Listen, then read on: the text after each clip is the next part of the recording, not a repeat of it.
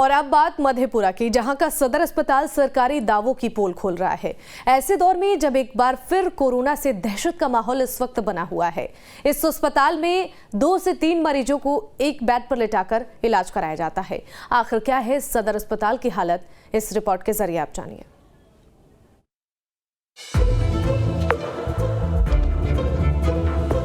जो इलाज कराने के लिए आता है उसका सही ढंग से इलाज नहीं होता है, बेड नहीं मिलता है। बीमार होने पर आमतौर पर हम अस्पताल जाते हैं ताकि बेहतर इलाज हो सके, लेकिन अगर आप मधेपुरा सदर अस्पताल में जाने की सोच रहे हैं तो उल्टे पैर लौट जाइए, क्योंकि ये अस्पताल आपको ठीक नहीं बल्कि और बीमार कर देगा। हम ऐसा क्यों कह रहे हैं, ये बताने के लिए तस्वीरें ही काफी हैं। बिहार सरकार स्वास्थ्य व्यवस्था को लेकर कितने भी दावे क्यों न कर ले, प्रशासन के स्तर पर सभी दावे हवा हवाई हो जाते हैं और जमीनी हकीकत कुछ इसी तरह जमीन पर देखने को मिलती है।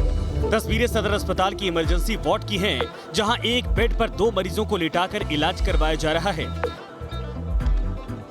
अब आप अंदाजा लगाइए कि जिस अस्पताल की इमरजेंसी वार्ड के हालात ऐसे हैं, वहां के जनरल वार्ड की स्थिति क्या हो सकती है। ये आलम तब है जब इस अस्पताल पर कुल 25 लाख की आबादी निर्भर करती है, लेकिन 25 लाख लोगों के स्वास्थ्य की जिम्मेदारी कैसे प्रबंधन के हाथों में है, ये तस्वीरें साफ बयां कर रही हैं। ये जो है सदर अस्पताल है, सदर अस्पताल नहीं जिला अस्पताल है। यहाँ जो इलाज कराने के लिए आता है उसका सही ढंग से इलाज नहीं होता है, बेड नहीं मिलता है। यदि कल कोई समस्या हो जाएगा, कोई हादसा हो जाएगा तो बेड नहीं मिलेगा। जिले का सबसे बड़ा सदर अस्पताल होने के बावजूद भी सदर अस्पताल में मरीजों की दुर्दशा शर्मनाक है। बैठने के लिए भी यहाँ व्यवस्था नहीं है, इसीलिए परिजन जमीन पर ही बैठ जाते हैं। लेकिन जमीन पर भी सफाई के नाम पर खाना पूर्ति भी नहीं की गई। इस परेशानी का सबसे बड़ा कारण है अस्पताल में बेड की कमी। इसके चलते मरीजों को घंटों लाइन में लगकर अपनी बारी का इंतजार करना पड़ता है।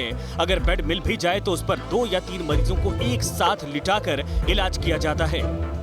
इससे मरीजों में संक्रमण का खतरा भी बढ़ता है। लेकिन अस्पताल की इस बदहाली को लेकर सीएमओ साहब क्या कहते हैं, जरा ये सुनिए। कमी तो जब सेवा गुणवत्तापूर्ण सेवा जहाँ मिलेगा वहाँ पर बेड तो भरा रहेगा, कमी होगा। सेवा घटेगा, गुणवत्ता घटेगी तो बेड सब खाली रहेगा। तो सुना आपने, साहब का कहना है कि अस्पताल में गुणवत्तापूर्ण सुविधा है, इसलिए बेड्स की कमी है। अगर अच्छी सुविधा ना होती तो बेड खाली होते।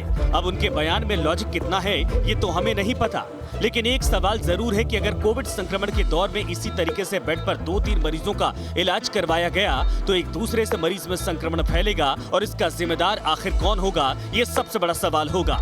मधेपुरा से रुपेश कुमार के साथ bureau report, news state Bihar Jharkhand.